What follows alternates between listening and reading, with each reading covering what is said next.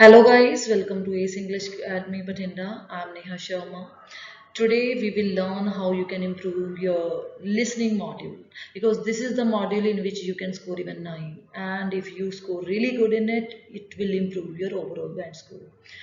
तो चलो स्टार्ट करते हैं अपनी टिप्स तो फर्स्ट अपना जो टिप होएगा वो है don't waste time in listening to instructions.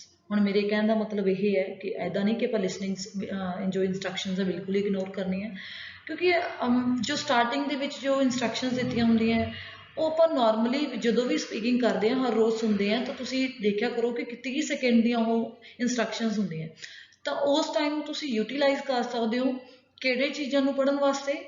Go to the page where you have to read a lot, ਇਹ ਆਪਣਾ ਸੈਕਿੰਡ ਟਿਪ ਹੈ। ਉਸ ਪੇਜ ਤੇ ਜਾਓ ਜਿੱਥੇ ਤੁਸੀਂ ਜ਼ਿਆਦਾ ਇਨਫੋਰਮੇਸ਼ਨ ਪੜ੍ਹਨੀ ਹੁੰਦੀ ਹੈ, ਮਤਲਬ MCQs ਦੇ ਪਾਰਟ ਤੇ ਜਾਓ, ਕਿਉਂਕਿ MCQs ਤੁਹਾਡੇ ਤਾਂ ਹੀ ਗਲਤ ਹੁੰਦੇ ਕਿਉਂਕਿ ਤੁਸੀਂ ਪੜ੍ਹੇ ਨਹੀਂ ਹੁੰਦੇ। ਜਾਂ ਤਾਂ ਕੁਐਸਚਨ ਪੜ੍ਹ ਕੇ ਸਿੱਧਾ ਆਨਸਰ ਦੇਣੇ ਪੈਂਦੇ ਹੈ, क्वेश्चन पढ़ के ਉਹਦੇ ऑप्शंस पढ़ने भी बहुत जरूरी है। क्यों? क्योंकि फिर ही कैंसलेशन मैथड ਤੁਸੀਂ लगा पाओगे। अगर कुछ आंसर पढ़े नहीं होंगे, ऑप्शंस पढ़े नहीं होंगे और एक अद्धा वर्ड वो बोलते हैं उस वर्ड के अकॉर्डिंग ਤੁਸੀਂ आंसर लगा देने हो, ਤਾਂ ਕੋਸ਼ਿਸ਼ ਕਰਿਆ ਕਰੋ ਉਹਨਾਂ ਨੂੰ ਪੂਰਾ ਰੀਡ ਕਰ ਸਕੋ। ਉਹ 30 ਸੈਕਿੰਡਸ ਤੁਸੀਂ ਯੂਟਿਲਾਈਜ਼ ਕਰ ਸਕਦੇ ਹੋ ਕਿਹਨਾਂ ਨੂੰ ਪੜ੍ਹਨ ਵਾਸਤੇ, MCQs ਨੂੰ ਪੜ੍ਹਨ ਵਾਸਤੇ।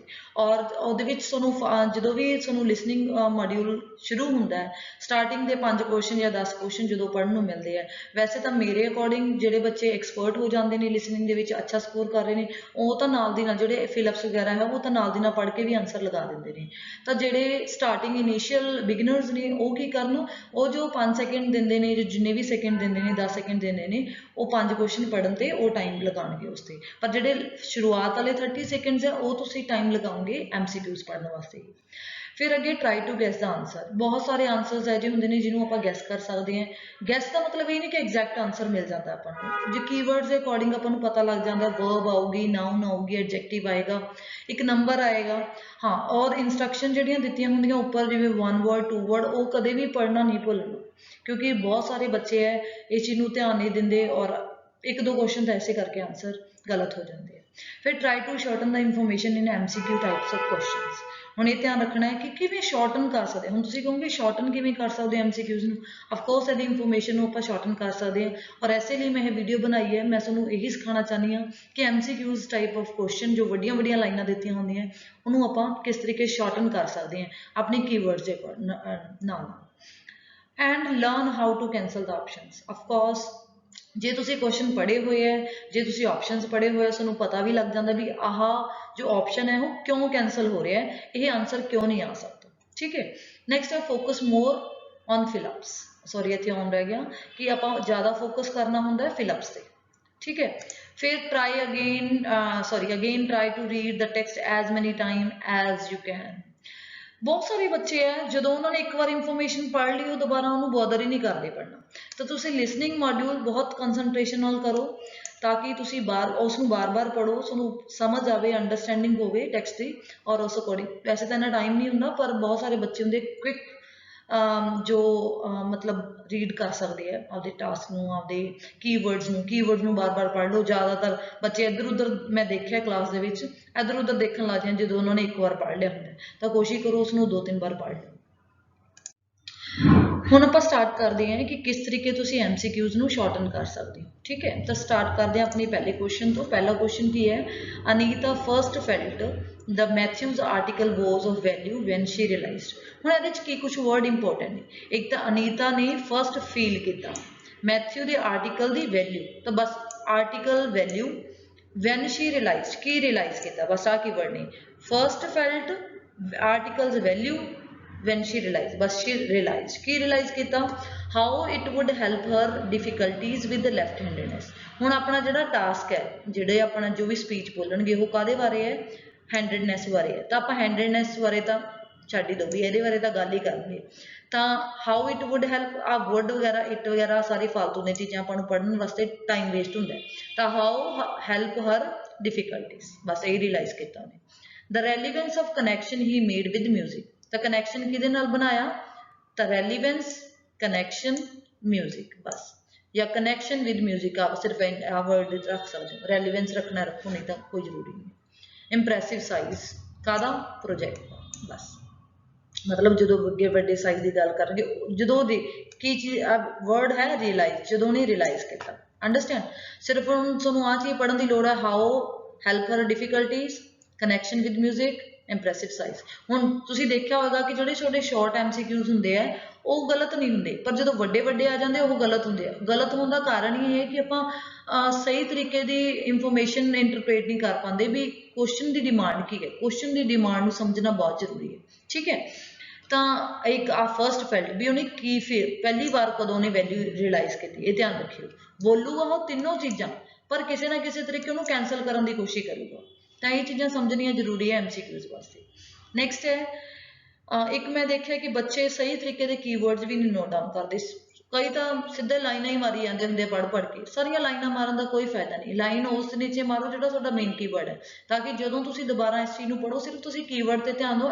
एक्सट्रा इंफॉर्मेशन को कटते जाओ नेक्स्ट है Anita feels that the finding on handedness will be of value in हुण मतलब जिहड़ियां फाइंडिंग्स है वो वैल्यू होणगियां will be will value in काहदे च वैल्यू विल ला दो मतलब फ्यूचर की गल है फाइंडिंग्स जो है विल वैल्यू इन काहदे च वैल्यू करनगियां helping sports person identifying their weakness तो आइडेंटिफाइंग वीकनेस हुण स्पोर्ट्स पर्सन की गल पहला इत्थे भी हो रही है इत्थे भी तो स्पोर्ट्स पर्सन एक्सट्रा इंफॉर्मेशन है छड्ड दो आ सारा कुछ कट दो आ तुहाडे लई कोई जरूरी नहीं है आ देयर दूर सब कट दो की रह गया आइडेंटिफाइंग वीकनेस स्पोर्ट्स पर्सन की तो गल ही वो बोलणगे तो हर एक बार बोलणगे तो तुहानूं इत्थे ध्यान देने की लोड़ नहीं aiding sports person as they plan tactics for each game तो प्लान टैक्टिक्स मतलब टैक्नीक्स की यूज करनी है की चालां खेडणगे ईच गेम च ठीक है की प्लान करनगे तो सिर्फ तुहाडे दो वर्ड तीन वर्ड ने जिहड़े कीवर्ड ने plan tactics for the game कह सकते हो या ईच गेम के आ चार वर्ड ने फिर developing suitable training program for sports person सिर्फ सुटेबल ट्रेनिंग आ की वर्ड है बस value in identifying weaknesses value in plan tactics each game कला प्लान टैक्टिक्स भी हो सकता है ध्यान रखियो थोड़ा कीवर्ड जी ईच गेम नहीं रखना सिर्फ प्लान टैक्टिक्स फिर सुटेबल ट्रेनिंग देखो जी हो गया शॉर्टन नेक्स्ट देखो Anita feels that most sports coaches की करते हैं स्पोर्ट्स कोचेस मेन कीवर्ड है मोस्ट ध्यान रखियो सामने मोस्ट की है नो नथिंग एक ही वर्ड है भी कुछ नहीं जानते about the influence of handedness ठीक है नो नथिंग इन्फ्लुएंस कादा हैंडेडनेस का फोकस ऑन रॉन्ग एस्पेक्ट सिर्फ फोकस रॉन्ग एस्पेक्ट्स कीवर्ड है ऑफ परफॉर्मेंस मैं तो पढ़ती अद्धे हाँ सिर्फ क्योंकि मन च पढ़े होंगे तो पूरा पढ़ने की लोड़ नहीं पैंती focus on wrong aspect of performance सिर्फ मैं कीवर्ड मेरा बनूंगा फोकस रॉन्ग एस्पेक्ट्स बस अंडर एस्टीमेट की चीज़ अंडर एस्टीमेट करते हैं what science has to offer sport बस स्पोर्ट्स की गल चल रही है तो बस अंडर एस्टीमेट साइंस बस नेक्स्ट है a German study showed that there was greater mixed handedness in musician who कहता भी जर्मन स्टडी है ये तो बोलणगे वो अपना कीवर्ड है क्वेश्चन लभण वास्ते भी कितने पहुंच गए आप फिर mixed handedness greater mixed handedness पाई गई म्यूजिशियन दे विच किहड़े म्यूजिशियन दे विच जिहड़े started playing instrument in early youth बहुत जल्दी उन्होंने प्ले करना शुरू करता इंस्ट्रूमेंट म्यूजिकल इंस्ट्रूमेंट की तो गल ही करनगे तो इन्हों करन दी लोड़ नहीं play a string instrument as such as violin सिर्फ स्ट्रिंग इंस्ट्रूमेंट प्ले करते हैं जिहड़े आ कीवर्ड है या प्रैक्टिस ग्रेट डील जो बहुत ज़्यादा प्रैक्टिस करते हैं या कला प्रैक्टिस भी कीवर्ड हो सकता है अपना सिर्फ अर्ली यूथ प्ले करना शुरू किया स्ट्रिंग इंस्ट्रूमेंट या प्रैक्टिस ग्रेट डील बस आ कीवर्ड ने तो बाकी सारी इंफॉर्मेशन थोड़ी फालतू है ठीक है आता एग्जाम्पल देता भी सच एज वायलिन भी वायलिन स्ट्रिंग वाला कीवर्ड है ना तो ध्यान रखिए studies on app behaviour shows that app behaviour की जो स्टडी है वो की शो करती है apps which always use same hand हुण एप्स बारे तो गल ही है ऑलवेज सेम हैंड यूज करते हैं तो वो सक्सैसफुल होंगे ने मोस्ट सक्सैसफुल होंगे ने काहदे च गेट फूड आ कीवर्ड ने apes have the same proportion है काहदे च लैफ्ट ते राइट हैंडेडनेस एज ह्यूमन नाल कंपेयर किया सेम एज ह्यूमन्स बस एक ही वर्ड है फिर more apes are left handed than right handed तब मोर एप्स भी ज़्यादा लैफ्ट हैंडेड होंगे ने किहदे नालों राइट हैंडेड आ कीवर्ड ने तो बहुत ईजी हो जाते हैं जो आप शॉर्टन करना सीख जाते हैं ये ट्रिक ही एक तरह की ਤੁਸੀਂ ਮਤਲਬ ਕਿਸੇ ਵੀ ਟਾਈਪ ਦੇ MCQs ਨੂੰ ਸ਼ਾਰਟਨ ਕਰ ਸਕਦੇ ਹੋ, ਕਿਉਂਕਿ ਇੰਪੋਰਟੈਂਟ ਇਨਫੋਰਮੇਸ਼ਨ ਹੀ ਆਪਾਂ ਦੇਖਣੀ ਹੁੰਦੀ ਹੈ। ਜਦੋਂ ਆਪਾਂ ਨੂੰ ਇਦਾਂ ਪਤਾ ਲੱਗ ਜਾਂਦਾ ਵੀ ਕੁਐਸਚਨ ਦੀ ਡਿਮਾਂਡ ਕੀ ਹੈ, ਤੁਸੀਂ ਈਜ਼ੀਲੀ ਆਨਸਰ ਕਰ ਸਕਦੇ ਹੋ। ਜਦੋਂ ਕੀਵਰਡ ਕਰਕੇ ਤੁਸੀਂ ਦੇਖੋਗੇ, ਤੁਸੀਂ ਤੁਹਾਡੇ ਜੋ ਕਟਿੰਗ ਹੈ ਬਿਲਕੁਲ ਈਜ਼ੀਲੀ ਹੋ ਜਾਏਗੀ ਵੀ ਮੈਂ ਆਪਸ਼ਨ ਡਿਡਕਟ ਹੋ ਗਿਆ, ਇਹ ਆ ਹੀ ਨਹੀਂ ਸਕਦਾ। ਤੁਸੀਂ ਇਹ ਜੋ ਲਿਸਨਿੰਗ ਹੈ ਕਰਕੇ ਦੇਖੋ, ਵਾਲਾ ਟਾਈਟਲ ਭਰ ਕੇ ਦੇਖ ਲੈਣਾ, left and right handedness in sports, ਆ ਜਾਏਗੀ ਰੀਡਿੰਗ। ਕੈਂਬਰਿਜ ਦੀ ਰੀਡਿੰਗ ਹੈ, ਕਰਕੇ ਦੇਖੋ ਔਰ ਦੇਖੋ ਕਿੰਨੇ ਤੁਹਾਡੇ ਆਨਸਰ ਠੀਕ ਹੁੰਦੇ ਨੇ। ਇਹ ਸਿਰਫ 5 ਹੀ ਨਹੀਂ, ਪਰ ਹੋਰ ਵੀ ਤੁਸੀਂ ਕਰ ਸਕਦੇ ਹੋ। MCQs ਤੇ ਵਰਕ ਕਰੋ, ਔਰ MCQs ਅਗਰ ਤੁਹਾਨੂੰ ਸੋਲਵ ਕਰਨੇ ਆ ਗਏ, ਮੈਨੂੰ ਲੱਗਦਾ ਬਹੁਤ ਈਜ਼ੀ ਹੋ ਜਾਂਦਾ ਤੁਹਾਡੇ ਲਈ ਸਕੋਰ ਕਰ ਪਾਉਣਾ। ਔਰ ਇੱਕ ਟੈਕਨੀਕ ਮੈਂ ਹੋਰ ਦੱਸਣਾ ਚਾਹੁੰਦੀ ਹਾਂ, ਜਿਹੜੇ ਬੱਚਿਆਂ ਨੂੰ MCQs ਤੋਂ ਬਹੁਤ ਹੀ ਜ਼ਿਆਦਾ ਡਰ ਲੱਗਦਾ ਹੈ, ਤਾਂ ਕੋਸ਼ਿਸ਼ ਕਰੋ ਕਿ ਜੋ ਫਿਲਪਸ ਹੈ ਤੁਹਾਡੇ ਇੱਕ ਵੀ ਨਾ ਗਲਤ ਹੋਵੇ। ਇੱਕ ਜਾਂ ਦੋ ਦੇ ਮੈਂ ਛੂਟ ਦੇ ਸਕਦੀ ਹਾਂ, ਕਿਉਂਕਿ ਜਿਹੜਾ ਪਾਰਟ 1 ਹੈ ਤੇ ਪਾਰਟ 4 ਹੈ, ਉਹਦੇ 'ਚ ਜ਼ਿਆਦਾਤਰ ਕੀ ਆਉਂਦੇ ਨੇ, ਫਿਲਪਸ ਆਉਂਦੇ ਨੇ। ਤਾਂ ਅਗਰ ਤੁਸੀਂ ਕੋਸ਼ਿਸ਼ ਕਰੋ ਕਿ ਜੇ ਤੁਸੀਂ ਉਹਨਾਂ ਨੂੰ ਇੰਨੇ ਕੰਸਨਟ੍ਰੇਸ਼ਨ ਨਾਲ ਕਰਦੇ ਹੋ ਕਿ ਤੁਹਾਡੇ ਫਿਲਪਸ ਚੰਗੀ ਤਰ੍ਹਾਂ, ਤਾਂ ਹੀ ਮੈਂ ਟਿਪਸ ਦੇ ਵਿੱਚ ਦੱਸਿਆ ਸੀ ਕਿ focus more on Phillips. Phillips ਬਹੁਤ ਈਜ਼ੀ ਹੁੰਦੇ ਨੇ, ਹਰ ਇੱਕ ਬੱਚਾ, ਮੈਨੂੰ ਲੱਗਦਾ ਸਾਰੇ ਬੱਚੇ ਹੀ ਉਹਨਾਂ ਨੂੰ ਈਜ਼ੀ ਮੰਨਦੇ ਨੇ। ਅਗਰ ਤੁਸੀਂ ਉਹਨਾਂ 'ਚੋਂ ਅੱਛਾ ਸਕੋਰ ਕਰ ਸਕਦੇ ਹੋ, ਮੰਨ ਲਓ ਤੁਹਾਡੇ 18-20 ਉਹਦੇ ਵਿੱਚ ਠੀਕ ਹੋ ਗਏ ਜਿਹੜੇ ਫਿਲਪਸ ਦਿੱਤੇ ਹੋਏ ਨੇ, ਤਾਂ MCQs ਕਿੰਨੇ ਠੀਕ ਕਰਨੇ ਆ, 3-4 ਠੀਕ ਕਰਨੇ ਆ, ਤੁਹਾਡਾ ਰਿਕੁਆਇਰਮੈਂਟ ਹੋ ਜਾਣਗੇ। ਬਹੁਤ ਸਾਰੇ ਬੱਚਿਆਂ ਦੀ ਰਿਕੁਆਇਰਮੈਂਟ ਵੀ ਨਹੀਂ ਕੰਪਲੀਟ ਹੁੰਦੀ ਸਿਰਫ ਇਹਨਾਂ ਕਰਕੇ, ਉਹ ਕਿਉਂਕਿ ਤੁਹਾਡੇ ਮਨ 'ਚ ਡਰ ਬੈਠਾ ਹੁੰਦਾ MCQs ਕਰਕੇ। ਡਰੋ ਨਾ ਇਹਨਾਂ ਤੋਂ, ਇਹਨਾਂ ਨੂੰ ਕਰਨ ਦੇ ਤਰੀਕੇ ਸਿੱਖੋ ਨਵੇਂ।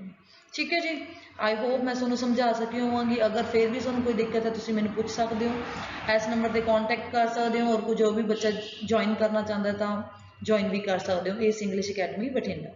Thank you. ਮੈਂ ਪਰਸਨਲੀ ਟੀਚ ਕਰਦੀ ਹਾਂ, ਪਰਸਨਲ ਅਟੈਂਸ਼ਨ ਦਿੱਤੀ ਜਾਂਦੀ ਹੈ ਹਰ ਇੱਕ ਬੱਚੇ ਨੂੰ ਇਸ ਇੰਸਟੀਟਿਊਟ 'ਤੇ, ਤਾਂ ਕੋਸ਼ਿਸ਼ ਕਰੋ ਕਿ ਇਸ ਨੂੰ ਜੁਆਇਨ ਕਰੋ। Thank you.